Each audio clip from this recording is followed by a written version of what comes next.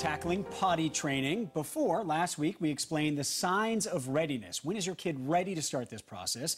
And now we're going to get some tips on how to actually get started with Dr. Mallika Marshall. So, you think your kid is ready. Say they're 2. They're showing the signs. Or 3. 2 or 3 or 4. 3 and a half. Yes. No judgment here. Judgment-free zone.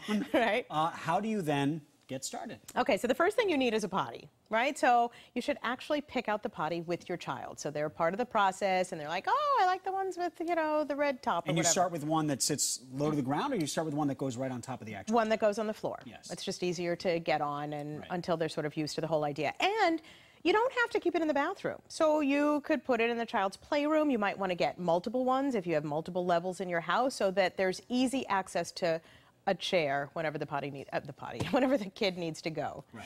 You want to have them sit on the potty fully clothed at first. They can sit there and, you know, play with a toy or read a book, just sort of get them used to the idea of sitting on it.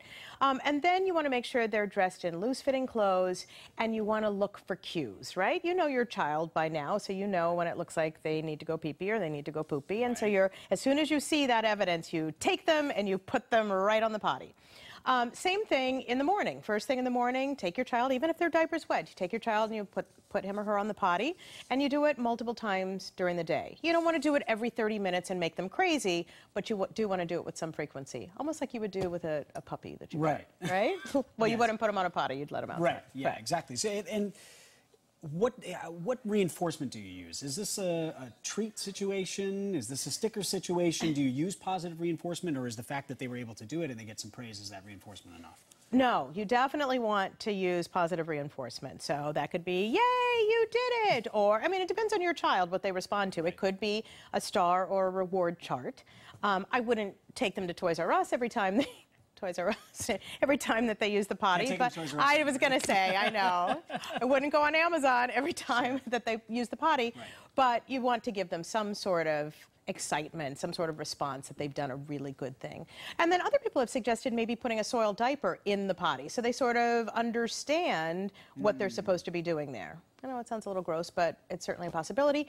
And have them model you or an older sibling, invite them into the bathroom with you so they sort of see what you're doing, just to kind of get them used to the whole routine. Is there any difference with boys and girls? Or you handle those first few steps the same? Because obviously boys at some point are going to stand.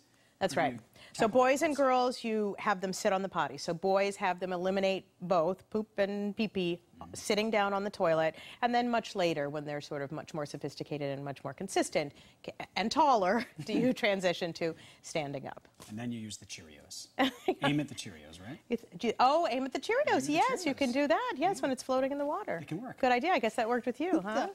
Not me necessarily. A friend I know. Okay, there you go, Dr. Mallika Marshall. Thank you so much. Next week, we're going to be continuing to look at potty training. What happens when things go wrong? What do you do? Doctor, thank you so much. You're welcome. Much more here on CBSBoston.com.